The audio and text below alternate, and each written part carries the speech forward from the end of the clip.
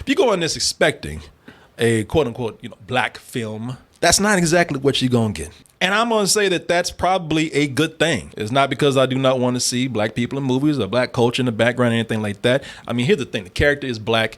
The setting is his cultural surroundings, which is often very, very, very, very black. But none of that is the focus. No. As a matter of fact, that's what's been happening these past few years is where we're getting things where it's like, hey, this features black people and even includes culture, but it's not solely focused on that. Yeah, which means it's not focused on struggle, which is like, yay, thank you. Yeah. Joe didn't run to Martin Luther King in the afterlife. No. He didn't run to Harriet Tubman or some shit, anything like that. Chris, you about to say something? No, it's more about like a midlife crisis, because I'm thinking of like all of these Pixar films that we've gotten, and whether they be about fatherhood or dealing with old age or even death. But this is the first time we're actually following someone who's literally in their mid 40s, dealing with a midlife crisis, but trying to do this thing where everyone else is saying no to that and trying to find themselves. And I like that, because often we don't see a lot of middle-aged people in a children's film. Like, I thought that's what kind of made me really appreciate it. They did something new in that one way. I agree with you, but would also counter that. I don't even really think of this as a children's film. I think this is their most adult theme movie that they've ever done, and it's even less midlife crisis as it is existential. Right? Yeah, like there's some of this about just the question of life and purpose that go beyond just midlife. Because for Joe, it isn't like he's reached a point in his life he's like, what am I doing? He's sure about what he wants. He's just not getting there. But it is so about like, okay, what you want. Is it what you want? Yeah. That's the beauty of this film. It's a lot of things. There's a lot of things that probably shouldn't even go together, but they do. Because right now this is a weird mix of black culture and metaphysical theory about one's existence and consciousness. And you're like, wait, what? I know. Wait a minute. All this, as in this man said, Chris, a children's film. Look, people, like, I agree with you wholeheartedly. This is not a children's film. I'll tell you what it is like. When we talk about metaphysical theory and we talk about all the stuff with black culture and jazz that's going on and how all these things mix together, because this is like two different movies. Different sounds, different styles, different stories, but somehow, some kind of way, carefully combined. I'll tell you what it is. Imagine if you had Spike Lee hook up with Christopher Nolan and they made a movie together. And for some reason, they made each other. That's how it works. Yeah, it's coherent. They made each other more coherent. Yeah. Made each other more normal. Yeah. Made each other less crazy. At first, it feels like it's all over the place. It really does. And there was a point where I was wondering, okay, I'm with this and I'm enjoying it, but where are we going with this? And eventually, it all came back together. It came back together beautifully.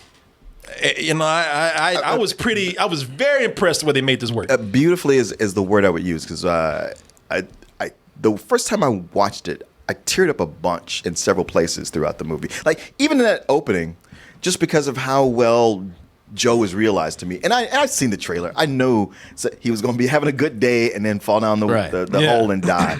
And yet the way it's really set up for him, I felt so happy and so just heartbroken, almost devastated when it happened. I knew it was going to happen, and it still got me. And then that's when the opening credits show up. Yes, like that's before the movie even starts. Yeah. I was like, God, shouldn't have wondered. Mom was looking at me when I was joking about him falling down that manhole. I was like, that shit ain't funny.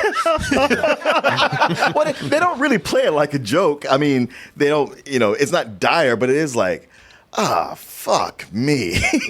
And there's so many places in the movie that are just really touching and heartwarming and just speak to so many things about life. And I've seen other metaphysical existential movies, but they kind of climb up their own ass at some point. Yeah. And this one manages to not do that. It keeps it simple enough to where you're always on board with it. But the music is fantastic in it as well. People, this has a very much an emphasis on metaphysical ideas, theories, and jazz and culture. Even when jazz is introduced in this, they say it's the music of black culture in this. But so with something that is as fringe as jazz, and with all the metaphysical theories and ideas that are going on about what is personality, what is consciousness, a lot of adults are going to be talking about, Whenever an adult says, that's when they look at their children and be like, well, you too stupid to understand this. Because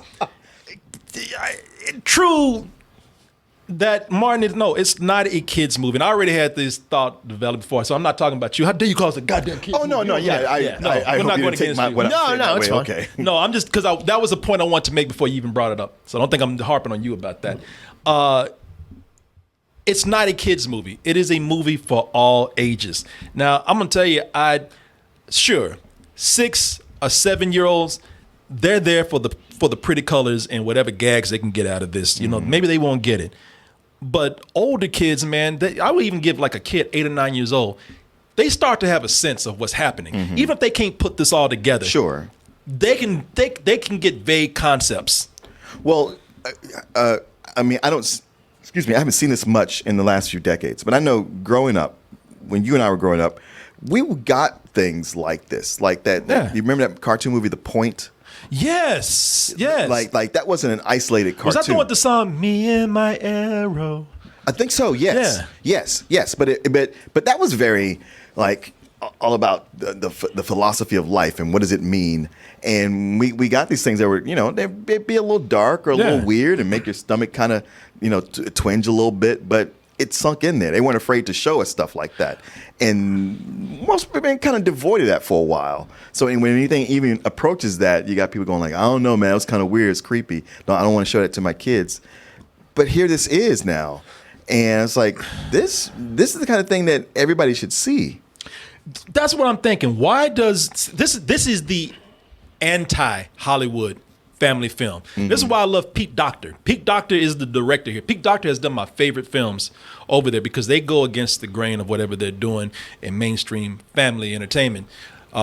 He did In and Out, Up, and I think he directed some other things. Inside Out. He did I'm sorry, Inside Out. He did Monsters Inc. as well. And Monsters Inc. And this almost feels like a sequel to Inside Out. Very much so. Yeah, it really does, man. I just, when I say this is anti-Hollywood family entertainment, especially for animation, this is what I talk about when I say, because people call me cynical all the time. No, I just know when something is almost pandering down to someone, or they're just trying to make a quick buck because they don't want to put thought in something. It doesn't mean I can't enjoy it, but it does mean like, I will appreciate something more when I see that there is some real thought that went into it. So when I talk about Hollywood and their movies where I say, man, why is it that we always have to have loud comedic music? Sounds like the same thing because they think that that's what kids like. Kids react to like high accents and music. How come they can't appreciate, subtle ambient?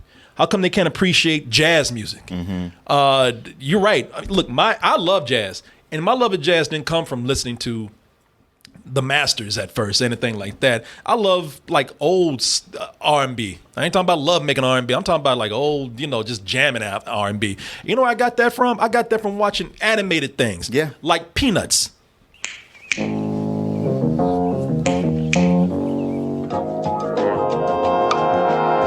That's before the singing even starts. Beating the shadow of Woodstock, he didn't even start singing in his songs, lyrics yet. You know what? You always think that these kids just want loud music, colors, and farts. And this is proven and a main character who's ADD and constantly hyperactive and yelling the whole time. When this is a movie that tells you straight up that kids can handle this, man.